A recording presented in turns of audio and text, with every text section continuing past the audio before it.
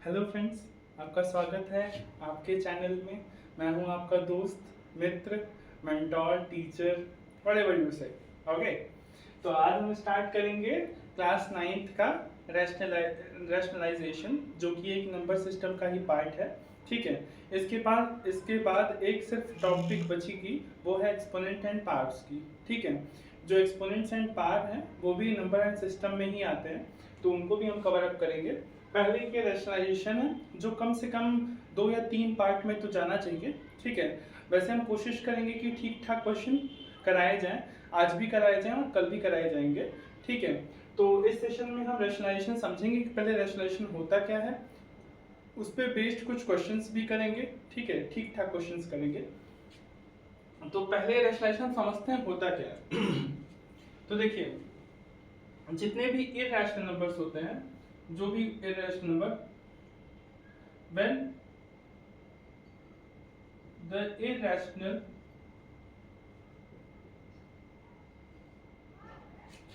numbers are at the denominator are at the denominator place in a fraction, then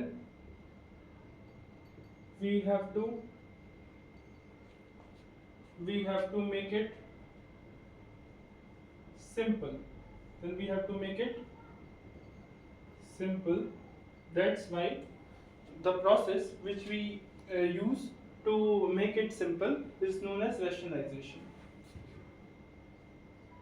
To make it simple,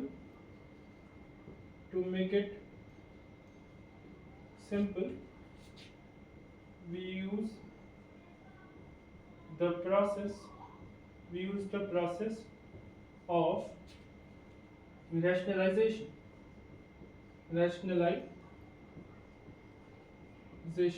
Is that clear? समझ आया?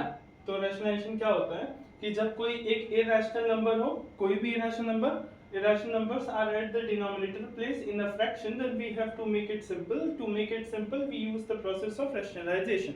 ठीक है, यानी ध्यान रखिएगा, कोई भी इरैशनल नंबर कहीं भी आपको डिनोमिनेटर में ना दिखे। ऐसा क्यों? जैसे अगर हम एक एग्जांपल ले लें, 1/√2, ठीक है, और 1/√5। आई बात समझ में? तो ऐसे क्वेश्चंस अगर आपको दिखते हैं जो डिनोमिनेटर में इरैशनल नंबर्स आपको दिखते हैं, तो इनको हमें रैशनलाइजेशन करना पड़ता है।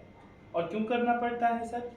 इसलिए करना पड़ता है कि क्योंकि हम इरैशनल नंबर का कभी भी एलसीएम नहीं ले सकते। ठीक है, कि हम ये सोचे कि अगर हम दोनों को प्लस करना है, मान लीजिए इन दोनों को प्लस करना है, तो हम इनका एलसीएम ले लेंगे। 5 और 2 का एलसीएम तो 10 होता है, हम मानते हैं। कई सारे लोग अपना दिमाग लगा के ऐसे कर देंगे कि 2 और 5 का एलसीएम हो गया 10, √10 ले लेंगे, तो 2 √2 के 5 का मल्टीप्लिकेशन करेंगे √5 का, तो √10 आ जाएगा, तो √5 यहाँ आ जाएगा और √2 यहाँ हो जाएगा। हम जानते हैं कि कई सारे लोग ऐसे कर देते हैं, जबकि ये सही तरीका नहीं है। ठीक है, करने के लिए हम ऐसे कर देते हैं, लेकिन ये सही तरीका नहीं है। एलसीएम और एचसीएफ हमेशा निकाला जाता है एक इंटीजर का, एक रैशनल नंबर का। कैसा निकाला जाता है? रैशनल नंबर का। यहाँ पे ये रैशनल नंबर था नहीं, ये एक इरैशनल नंबर है। कैसा नंबर है? इरैशनल नंबर है। तो इनको हमें सबसे पहले रैशनल बनाना पड़ता है। हालांकि वो पूरा टर्म तो रैशनल नंबर नहीं बन पाता। हाँ, डिनोमिनेटर को हम बना सकते हैं। किसको बना सकते हैं? डिनोमिनेटर को। और ये इरैशनल रैशनलाइजेशन वाला जो प्रोसेस होगा वो तब तक चलता रहेगा किसी भी फ्रैक्शन में, जब तक कि उसका डिनोमिनेटर एक इंटीजर या रैशनल नंबर ना हो जाए। ठीक है भाई, तो ये कारण है कि हम रैशनलाइजेशन करते हैं। एक बार हम वापस से समझाते हैं कि रैशनलाइजेशन वो प्रोसेस है जिसमें हम एक इरैशनल नंबर जो कि डिनोमिनेटर प्लेस पे होता है, उसको हम रैशनल बनाने की कोशिश करते हैं। ठीक है, तो दैट्स ऑल अबाउट रैशनलाइजेशन। अब इसमें एक चीज होती है जिसको हम रैशनलाइजिंग फैक्टर बोलते हैं या रैशनलाइजेशन फैक्टर बोलते हैं। रैशनलाइजेशन फैक्टर, ठीक है। रैशनलाइजेशन फैक्टर क्या होता है? जिस इरैशनल नंबर को हम चेंज करना चाहते हैं, डिनोमिनेटर में जो इरैशनल नंबर है उसको कन्वर्ट करने के लिए, उसको उस डिनोमिनेटर को इरेशनल से रैशनल बदलने के लिए जो हम जिस चीज़ का हम मल्टीप्लाई करते हैं उसको हम बोलते हैं रैशनलाइजेशन फैक्टर। जैसे कि एग्जांपल में है 1 ये √2 था, तो 1/√2 है, इसको हम क्या करेंगे, √2 से ऊपर भी मल्टीप्लाई करेंगे, √2 से नीचे भी मल्टीप्लाई करेंगे। अच्छा बताइए, क्या इस फ्रैक्शन के ऊपर कोई खास फर्क पड़ा? नहीं सर, कहाँ से फर्क पड़ा, क्योंकि √2 तो कट जाएगा ना। तो फाइनली जो हमारे पास है फ्रैक्शन वो तो 1/√2 ही है ना, तो ये चीज़ तो हो जाएगी। तो अब हम √2 का 1 से मल्टीप्लाई करेंगे तो आंसर कितना आएगा, √2, और √2 का √2 से मल्टीप्लाई करेंगे तो आंसर कितना आएगा, 2। समझ आया? तो ये था, ये जो इसमें √2 है और यहाँ पे भी √2 है, ये इनके रैशनलाइजेशन फैक्टर है। क्या है बच्चा? Rationalization factor. ठीक है, देखिए कई बार हम वीडियो रिकॉर्ड्स करते हैं तो आपके पास थोड़ी बहुत जो नॉइज़ है वो बाहर की आती है। हमारे पास उस तरीके के सेटअप नहीं है कि हम आपको एकदम साइलेंट रूम प्रोवाइड कर सके जिसमें कोई भी आवाज़ ना आ पाए। ठीक है, थोड़ी बहुत आवाज़ आएगी तो प्लीज़ एडजस्ट करिएगा। तो ये है रैशनलाइजेशन फैक्टर। आई बात समझ में? अब हम लोग कुछ क्वेश्चंस देखेंगे जिसमें हम किस तरीके से रैशनलाइजेशन फैक्टर का यूज करके उनको रैशनलाइज करेंगे, वो हम देखेंगे। ठीक है, तो आइए देखते हैं।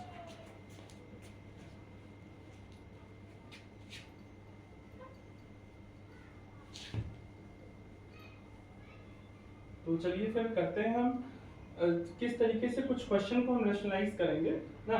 तो इनके साथ हम देखते हैं।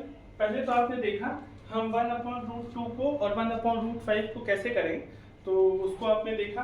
पहले अगर डिनोमिनेटर में कोई एक ही है, जैसे हम क्वेश्चन ले लिए 1/√5, ठीक है, तो इसके लिए रैशनलाइजेशन फैक्टर कौन होगा, √5/√5। √5 का 1 से मल्टीप्लाई करेंगे तो √5 ही हो जाएगा, और √5 का √5 से मल्टीप्लाई करेंगे तो 5 ही हो गया। अब यहाँ पे आप देख पा रहे होंगे कि जो डिनोमिनेटर है वो एक रैशनल नंबर है, ये इंटीजर है। ठीक है, तो इससे फर्क क्या पड़ता है कि हम उसका एलसीएम लेना सही होता है। ठीक है, तो ये चीज होती है। तो अभी तक हमने देखा कि एक फ्रैक्शन है, उस फ्रैक्शन में जो डिनोमिनेटर था वो सिंगल डिजिट का था, सिंगल डिजिट का ना, या एक टर्म था, सिर्फ वन टर्म। अब हम बाइनोमियल टर्म्स लेंगे, उनका रैशनलाइजेशन कैसे होता है। जैसे एक क्वेश्चन है हमारे पास कि अगर हम 1/5 प्लस √2 का क्वेश्चन करने जाएं, अगर हम रैशनलाइजेशन क्वेश्चन है हमारे पास 1/5 प्लस √2 का अगर रैशनलाइजेशन करें तो क्या होगा। ठीक है, तो ये पहला क्वेश्चन था जिसमें हम 1/5 को देखें। ये हमारे पास सेकंड क्वेश्चन है 1/5 प्लस √2 को। तो देखिए, जब कभी भी हमारे पास बाइनोमियल टर्म होता है, ध्यान से सुनिएगा, जब कभी हमारे पास बाइनोमियल टर्म होता है, कहाँ देख रहे हो, इधर देखो। तो अगर हमारे पास कोई बाइनोमियल टर्म होता है तो बाइनोमियल टर्म को करने के लिए क्या होता है कि हम यहाँ पे साइन चेंज कर देते हैं, जो बीच वाला है उसकी साइन चेंज कर देते हैं। तो 5 - √2 और 5 - √2। ठीक है, तो देखिएगा अगर 1 से किसी भी चीज का मल्टीप्लिकेशन होता है तो वो तो वही आ जाता है 5 - √2। ठीक है, नीचे क्या आएगा, ये हो गया a, ये हो गई b, ये हो गया a, ये हो गई b, ये प्लस है, ये माइनस है, ये प्लस है और ये क्या है, माइनस। दोनों के बीच में क्या लगा है, मल्टीप्लिकेशन। फॉर्मूला आप लोग जानते होंगे, बचपन में पढ़े होंगे क्लास 8th में। तो a² - b² होता है। जब कभी हम a + b और a - b का मल्टीप्लिकेशन करते हैं तो क्या आता है, a² - b²। तो कुछ नहीं करना है, आपको मल्टीप्लाई करना है। तो 5 का स्क्वायर और यहाँ पे कितना आ जाएगा, √2 का स्क्वायर, √2 था, ओके। तो 5 - √2 अपॉन कितना आ जाएगा, 5 का स्क्वायर कितना होता है, 5 × 5 = 25, 5 × 5 = 25 और -√2 का स्क्वायर करते हैं कितना आता है, 2। ठीक है, तो ये आ गया 5 - √2 अपॉन 20। तो यही हमारा आंसर हो गया। ठीक है, अब इसमें आप देख पा रहे हैं कि इसका जो डिनोमिनेटर है वो एक रैशनल नंबर है, और रैशनल नंबर का यही हमारा पर्पस होता है कि हम डेसिमल जो डिनोमिनेटर है उस डिनोमिनेटर को रैशनल नंबर में कन्वर्ट कर सकें। अगर ये रैशनल नंबर में नहीं आता तो इसको एक बार और, जब तक ये रैशनल नहीं बन जाता तब तक हम उसको रैशनलाइज करते जाते। ठीक है, धोते जाओ। तो क्वेश्चन नंबर 2 हो गया ऐसा क्वेश्चन। अब हम लोग इसी तरीके से क्वेश्चन नंबर 3 देखते हैं। आई होप ये चीज़ आपको समझ आ रही होगी। ठीक है, कोई भी प्रॉब्लम होती है, इशू होती है, क्वेरी है, डाउट है, कुछ भी है, तो वो आप हमको मैसेज करके भेज सकते हैं। ठीक है, तो 2√3 - √5। अब हमारे पास नेक्स्ट क्वेश्चन है 2 कॉपी ले लेते हैं। तो क्वेश्चन हमारे पास है 2√3 माइनस √5 अपॉन है 2√2 और प्लस 3√3। ठीक है, तो हमारे पास ये क्वेश्चन है, इसको हमें रैशनलाइज करना है। ठीक है, अब इस क्वेश्चन को देखिए, इसे हमें रैशनलाइज करना है। तो अभी हमने आपको बताया कि जब कभी हमारे पास बाइनोमियल टर्म होता है, बाइनोमियल यहाँ पे दो टर्म है, एक टर्म ये हो गया, एक टर्म ये हो गया। ठीक है, हमें ऊपर से कोई लेना देना है ही नहीं, हमारा कोई ऊपर से लेना देना ही नहीं है जी। बस अब हम नीचे को देखेंगे। ठीक है, नीचे वाले को देखिए 2√2 है और ये 3√3 है। इसको क्या करेंगे, तो इसको कुछ भी नहीं करना है, रैशनलाइजेशन करना है। तो हम करेंगे इसको 2√3 माइनस √5 अपॉन कितना होगा 2√2 प्लस 3√3। इसको रैशनलाइज करेंगे तो कितना हो जाएगा 2√2 माइनस 3√3 और नीचे कितना आएगा 2√2 माइनस 3√3। ठीक है, ऐसे ही करेंगे। समझ आ रहा है सबको? Very good. ठीक है, तो अब इसके बाद क्या करेंगे, जो ऊपर वाला होगा उनका तो डायरेक्टली मल्टीप्लिकेशन होगा और जो नीचे वाला होगा उनका आप देख पा रहे हैं a प्लस बी है और ये a माइनस बी है। ऊपर हमने आपको बताया कि a प्लस बी और a माइनस बी का मल्टीप्लिकेशन करते हैं तो क्या आता है a square minus B square. I hope you are understanding the concept. तो 2√3 और इनका मल्टीप्लिकेशन करेंगे तो सबसे पहले हम इसका मल्टीप्लिकेशन करते हैं दोनों से। किससे करते हैं? दोनों से। तो दोनों को मल्टीप्लाई करिए। तो 2√3 का 2√2 से मल्टीप्लाई 2 से कितना होता है 4 और √3 6, तो 4√6 हो जाएगा। ठीक है, 2√3 का मल्टीप्लाई 3√3 से करते हैं तो 2 3 6 प्लस माइनस माइनस हो जाएगा और 2 3 6 √3 इंटू 3 माइनस √5। इसका मल्टीप्लिकेशन करेंगे तो माइनस आएगा और ये 2 कितना हो जाएगा 10, 2√10 माइनस √5 और माइनस माइनस कितना आता है प्लस 3 कितना हो जाएगा 15। आप हमारे साथ कर सकते हैं क्योंकि हम आपकी तरह ही स्लो कर रहे हैं, जिससे कि आपको ये चीज़ें समझने में आसानी हो और हमसे भी गलती ना हो। ऐसा नहीं कि हम गलत नहीं कर सकते, हम भी कर सकते हैं, हमसे भी गलतियां हो सकती हैं। तो इसीलिए हम भी कोशिश कर रहे हैं कि आपको समझाते वक्त कहीं हमसे गलती ना हो। ठीक है, तो माइनस माइनस प्लस और 3√5 और √3 कितना हो गया √15 अपॉन कितना हो जाएगा बच्चा 2√2 कितना होता है आप जानते हैं, ये a माइनस बी का होल स्क्वायर लाएंगे तो माइनस 3√3 का होल स्क्वायर। ठीक है ना? ठीक है, तो 4√6। कहीं आपको √6 वाली वैल्यू दिख रही है? हमें तो नहीं दिख रही है। ठीक है, 18 हो जाएगा, ये माइनस 2√10 हो जाएगा और 3√15। बहुत गंदा सा आंसर आ रहा है भाई, क्योंकि कोई लाइक टर्म बना ही नहीं रहा। अब जब कोई लाइक टर्म नहीं बनाता तो ऐसे ही प्रॉब्लम्स आपको देखने के लिए मिलती हैं। एक मिनट, हम क्वेश्चन वापस से मैच कर लेते हैं। Is that question right? हाँ सही है। 2 2 जा 4, 4 2 जा कितना होता है 8, क्योंकि 2 का भी स्क्वायर होगा और √2 का भी स्क्वायर होगा। तो 2 2 जा कितना हो जाएगा 4, √2 का स्क्वायर करेंगे तो 8 माइनस 3 3 जा 9, 3 जा 27। तो फाइनल आंसर कितना आ जाएगा बच्चे? ये ऊपर वाली वैल्यू तो ऐसे ही रहेगी, 8 माइनस 27 कर देंगे तो यही हम लिख देते हैं। ये वाली वैल्यू ऐसे ही रहेगी, यही लिख दें क्या? तो 8 माइनस 27 कितना होता है माइनस 19 और ये माइनस अब कहाँ चला जाएगा ऊपर। तो बाकी सारी चीज़ें वैसे ही रहेंगी, कुछ कटनी पिटनी तो वैसे भी नहीं है। ठीक है, तो ये वैल्यू ऐसे ही रहेगी, माइनस हो जाएगा, जो माइनस में है वो प्लस में हो जाएगा और जो प्लस में है वो माइनस में हो जाएगा। वैसे कोई मल्टीप्लाई करने की जरूरत है नहीं, बहुत गंदा सा आंसर आ रहा है। ठीक है, अपॉन कितना हो जाएगा यहाँ पे 19। तो ये है रैशनलाइजेशन का एक तरीका। हो सकता है क्वेश्चन गलत हो सकता है कुछ हम ही ने गलत किया हो, हम तो नहीं किए हैं, इस क्वेश्चन में गलती नहीं है। ठीक है, हाँ क्वेश्चन में गलत हो सकता है लेकिन हमसे गलती नहीं हुई, इतना तो हम श्योरिटी के साथ कह सकते हैं। ठीक है, तो अब हम नेक्स्ट क्वेश्चन की तरफ मूव करें। Okay, next question.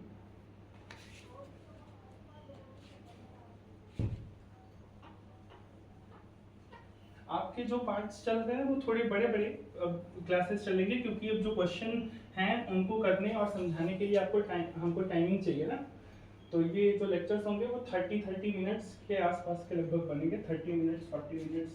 बस आप कितना पढ़ना चाहते हैं, जितना आप पढ़ना चाहते हैं उतना हम कंटेंट बनाएंगे। ठीक है, तो नेक्स्ट क्वेश्चन है हमारे पास, क्वेश्चन है √5 प्लस रूट 3 अपॉन है रूट 5 माइनस रूट 3, ठीक है, इक्वल टू, इनको दिखाना है, इनको शो करना है a प्लस बी रूट 15 के फॉर्म में, रूट 15 के फॉर्म में, ठीक है।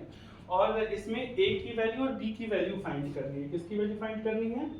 a की वैल्यू और b की वैल्यू के टर्म्स में फाइंड करनी है, ठीक है। बहुत अच्छा क्वेश्चन है, ठीक है। इस तरीके के क्वेश्चन आपके एग्जाम में आते हैं, आपके भी एग्जाम में आते हैं। साथ में अगर आप किसी कंपटीशन की तैयारी करते हैं तो उसमें भी छोटे मोटे एग्जाम्स में आते हैं, जैसे CHSL वगैरह में कभी कभी आ जाते हैं, कभी कभी CDS में तो नहीं आते, CHSL SSC के एग्जाम्स में आपको आते हुए दिखेंगे, ठीक है। तो चलिए देखते हैं। अगर आप इसको फिर से लेफ्ट हैंड साइड को अगर आप रैशनलाइजेशन करते हैं, ठीक है, तो रूट 5 माइनस रूट 3, इनको रैशनलाइजेशन फैक्टर का मल्टीप्लिकेशन करेंगे तो रूट 5 प्लस रूट 3 अपॉन कितना हो जाएगा? रूट 5 प्लस रूट 3, ठीक है। तो रूट 5 और देखो ये a प्लस बी, तो a प्लस बी का होल स्क्वायर बनेगा, तो होल स्क्वायर यहाँ पे हम लेफ्ट हैंड साइड को सॉल्व कर रहे हैं ना भाई, लेफ्ट हैंड साइड को, लेफ्ट हैंड साइड वाली चीज सॉल्व हो रही है। तो a प्लस बी का मल्टीप्लाई करेंगे तो a प्लस बी का होल स्क्वायर, तो रूट 5 का स्क्वायर प्लस रूट 3 का square plus 2 into root 5 into root 3 upon कितना होगा? a माइनस बी और a प्लस बी, आप जानते हैं, वाकिफ हैं इन चीज़ों से, ठीक है, आपसे ज़्यादा कौन ही वाकिफ होगा। चलिए अब इनको क्या करेंगे? रूट 5 का स्क्वायर होता है प्लस 5, रूट 3 का स्क्वायर प्लस 3, 2 अंडर रूट कितना हो जाएगा? 15 अपॉन कितना होगा? रूट 5 का स्क्वायर 5, रूट 3 का स्क्वायर 3, 5 3 8, 2 रूट 15 पाई। इसको डिवाइड माइनस करेंगे तो कितना आएगा? 5 माइनस 3 2। सर क्या ये आ चुका है? नहीं, अभी तो नहीं आया है, अभी हमको करेंगे। ऊपर वाले में से 2 कॉमन हो रहा है, यस सर, अभी आपने बात सही कही।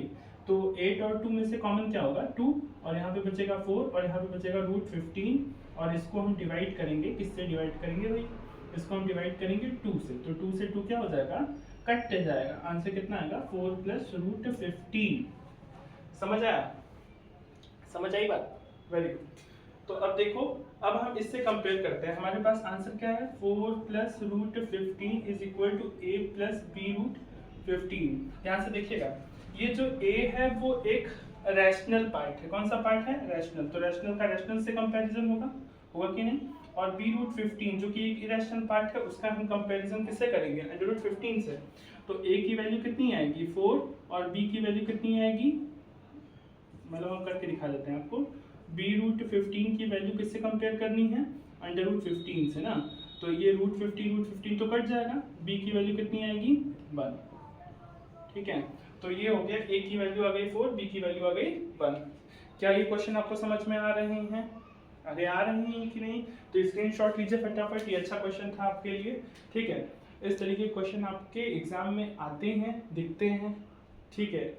एग्जामिनर को पसंद आता है ऐसे क्वेश्चन देने में। कम से कम 3 नंबर में तो आएंगे ही, अगर एग्जाम में आते हैं तो 3 नंबर में तो आने ही चाहिए, ठीक है। चलिए नेक्स्ट क्वेश्चन पे हम मूव करते हैं।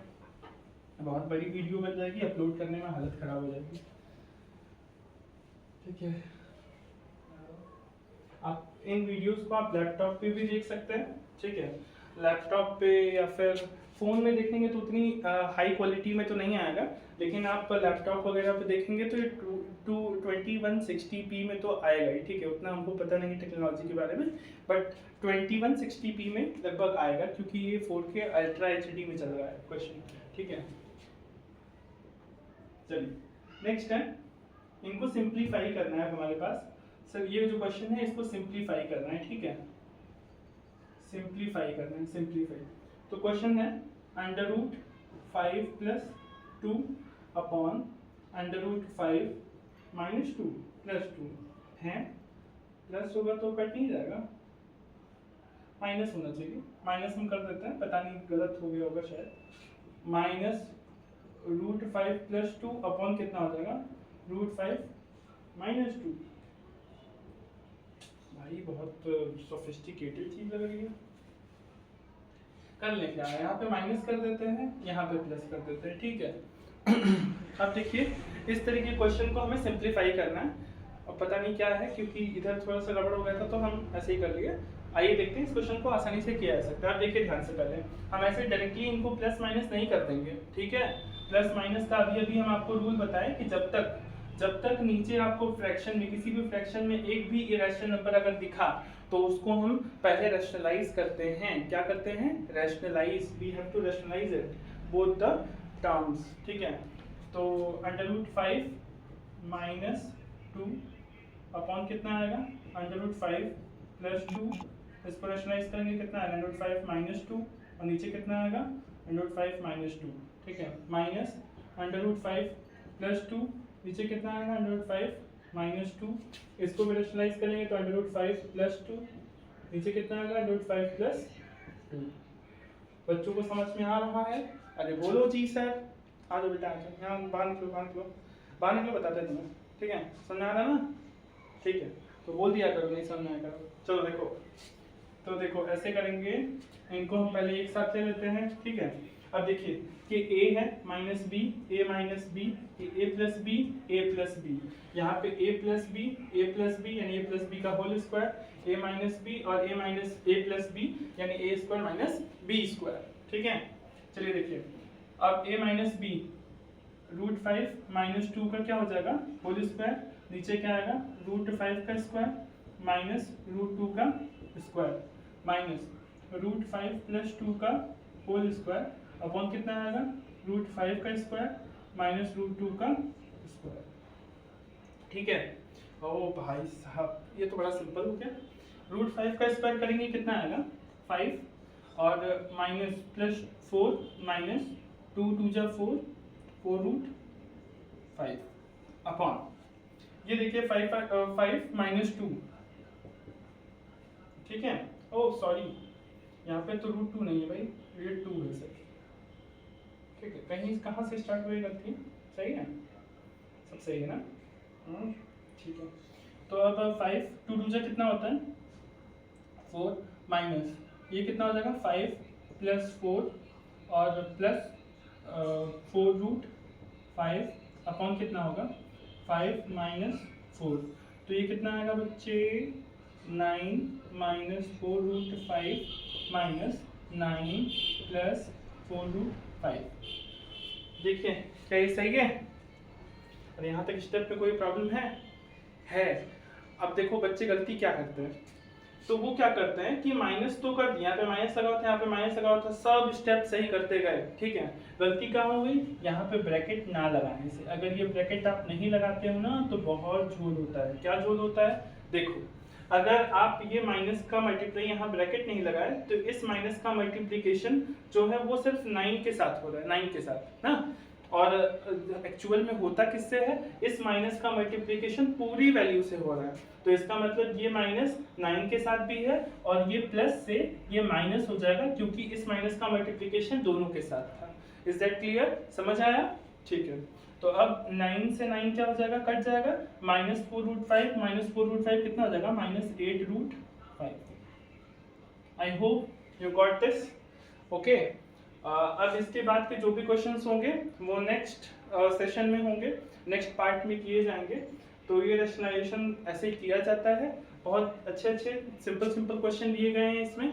अब नेक्स्ट पार्ट में थोड़े एडवांस लेवल के क्वेश्चन लिए जाएंगे, ठीक है। तो ऐसे ही आप इस चैनल को फॉलो करिए, सब्सक्राइब करिए, लाइक करिए और आपका ढेर सारा प्यार हमारे साथ ऐसे ही हो। Thank you, bye bye.